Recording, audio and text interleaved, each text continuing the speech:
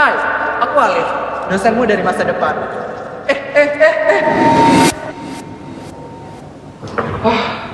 Astaga. Ternyata cuma mimpi. Hai, aku Alif, anak ilmu hukum dari Universitas Mataram. Jadi, pada kesempatan kali ini kita akan membahas terkait dengan sistem hukum yang ada di dunia. Pernahkah kita bertanya-tanya, apa sih sistem hukum itu sendiri? Terus, apakah sistem hukum di negara lain itu sama dengan sistem hukum yang kita anut di negara Indonesia sendiri? Maka, dari kita bertanya-tanya, ayo kita bahas bersama.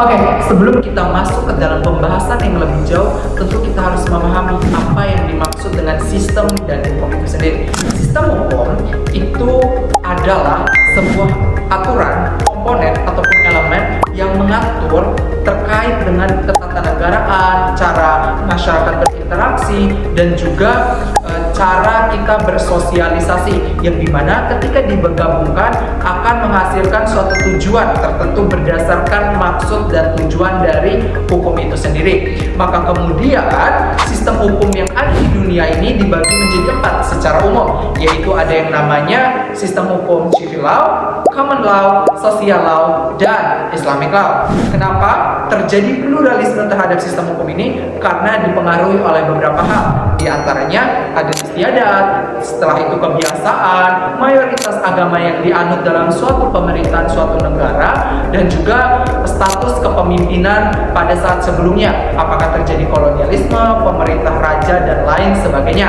Maka kita akan membahas terkait dengan sistem hukum yang pertama, yaitu terkait dengan sistem civil law.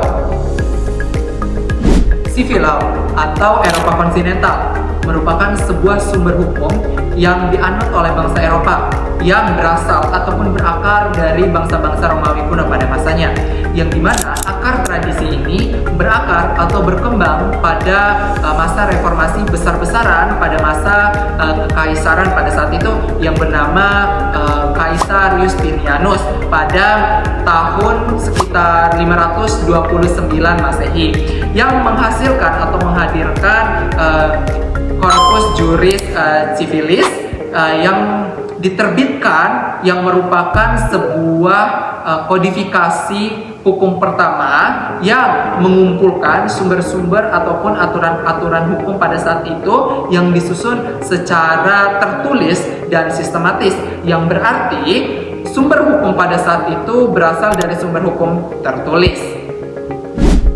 Dalam struktur peradilan, prosedur hukum dalam civil law biasanya mengikuti model inquisitorial, yang dimana hakim memiliki peran aktif dalam memimpin, menyelidiki, mencari fakta hukum, dan menilai bukti-bukti yang ada sejak awal proses persidangan. Indonesia sendiri merupakan sebuah negara yang menganut sistem hukum ini, yang mana hasil ataupun warisan dari masa kolonialisme Belanda. Dari Kod Napoleon masuk ke Indonesia melalui hukum Belanda, sehingga membentuk hukum-hukum yang masih kita gunakan hingga saat ini, yaitu KUH Perdata dan KUH Pidana.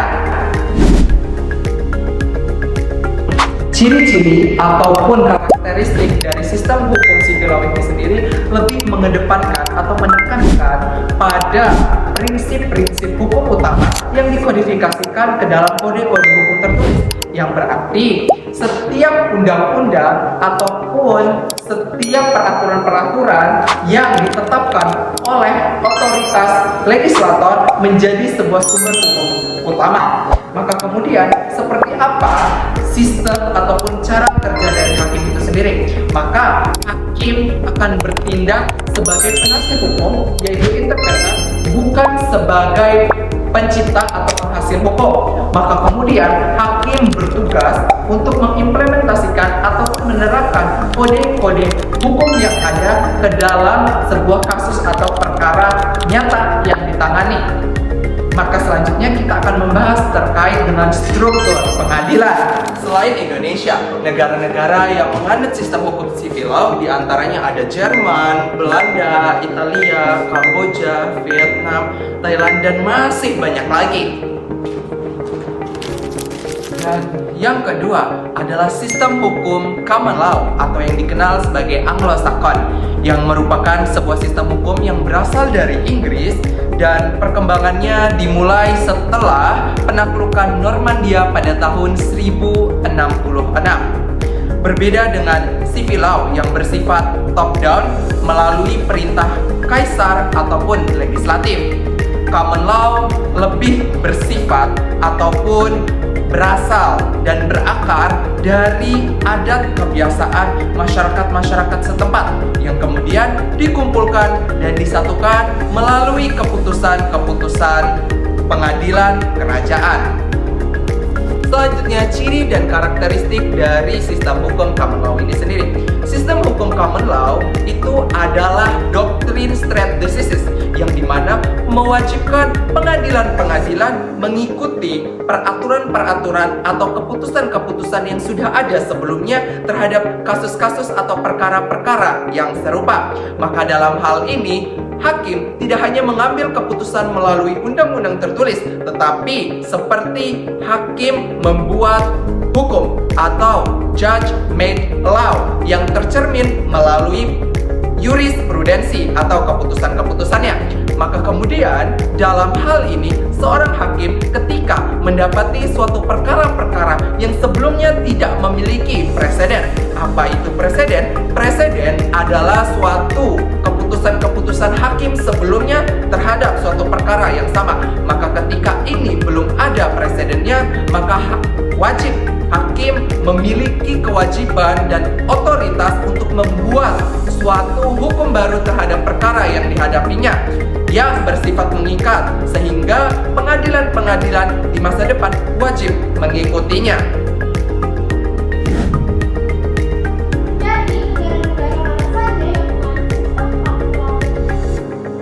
Negara-negara yang menganut sistem hukum common law diantaranya ada Inggris, Kanada, Australia, Malaysia, India, dan masih banyak lagi.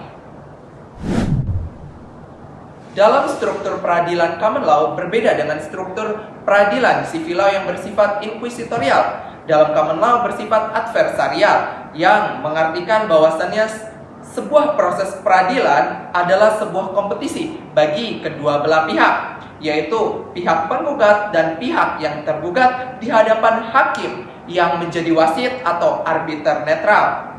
Dan dalam perkembangannya, sistem hukum common law ini banyak sekali mengalami tantangan dan juga kritikan oleh para tokoh-tokoh, di antaranya Jeremy Bentham dan John Austin, yang menganggap bahwasannya sistem hukum ini tidak mengandung kepastian hukum, dan bahkan sistem hukum ini dijuluki the dog of law.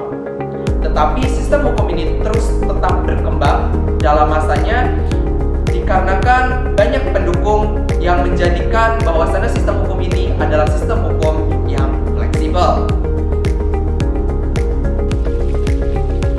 Dan yang ketiga adalah social law atau hukum sosial, atau yang biasa dikenal sebagai hukum Soviet, yang dimana hukum ini hadir dari sebuah ideologi Marxis-Leninis yang berasal dari Uni Soviet, yang kemudian berkembang dan tumbuh serta diadopsi oleh negara-negara blok timur dan negara-negara komunis lainnya seperti Cina, Kuba, Vietnam, dan Korea Utara.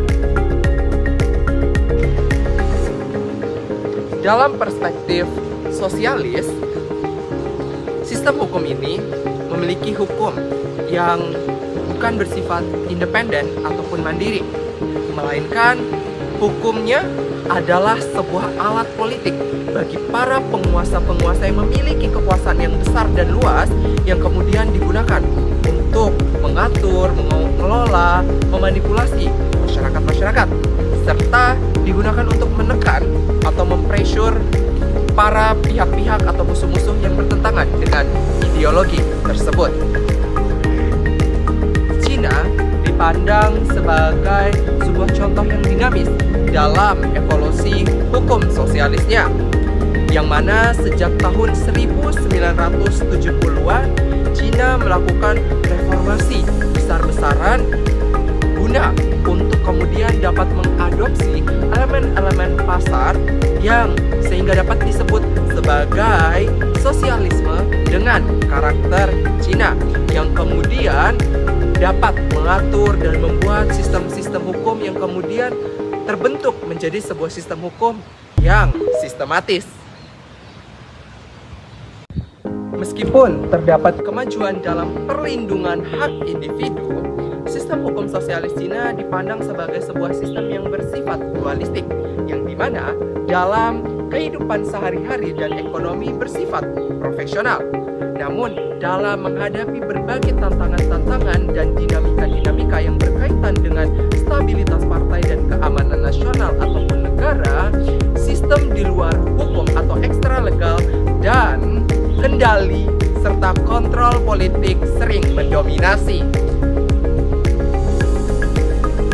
Dan yang keempat atau yang terakhir adalah Islamic law atau sistem hukum Islam atau syariah, yang dimana sistem ini adalah sistem keagamaan yang bersumber dari wahyu Tuhan yang Maha Esa yang diturunkan melalui Nabi Muhammad SAW, yang dimana berbeda dengan sistem hukum sosialis lainnya yang bersifat hubungan antara masyarakat atau individu dengan masyarakat atau individu lainnya atau negara.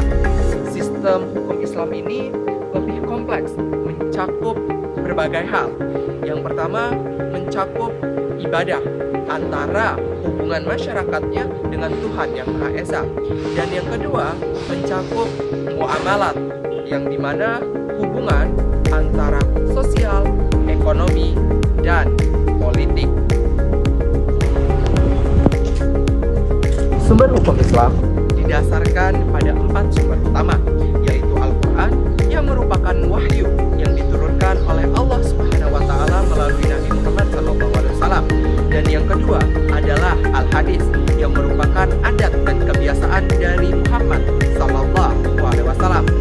Yang ketiga adalah ijma yang merupakan pendapat mayoritas para ulama.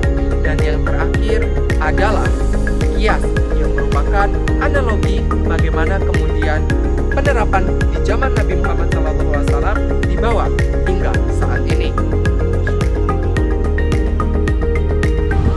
Dalam penerapan sistem hukum Islam di dunia modern dapat diklasifikasikan menjadi 3 kategori utama, yang mana dilihat berdasarkan sejauh mana negara-negara tersebut mengimplementasikan dan menerapkan sistem hukum Islam ke dalam sistem hukum positifnya. Yang pertama, sistem syariah klasik, yang dimana syariah menjadi dasar hukum negara dan ditetapkan secara menyeluruh dalam urusan privat maupun publik. Contoh-contohnya adalah Arab Saudi, Iran, Maladewa, dan lain sebagainya. Dan yang kedua adalah sistem campuran, yang dimana sebagian negara yang mayoritas beragama muslim menggunakan model ini, yang mana elemen-elemen syariahnya hanya sebatas diterapkan pada hukum keluarga seperti pernikahan, perceraian, ahli waris, dan lain sebagainya. Dan sistem publiknya mengikuti model civil law ataupun common law. Negara-negaranya seperti Mesir, Pakistan, Malaysia, dan Indonesia.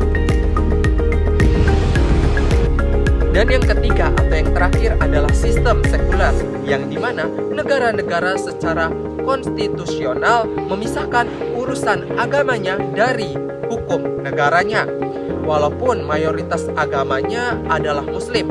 Contoh-contohnya adalah Turki, Azerbaijan, dan Albania. Dan itulah beberapa penjelasan yang kemudian dapat saya sampaikan terkait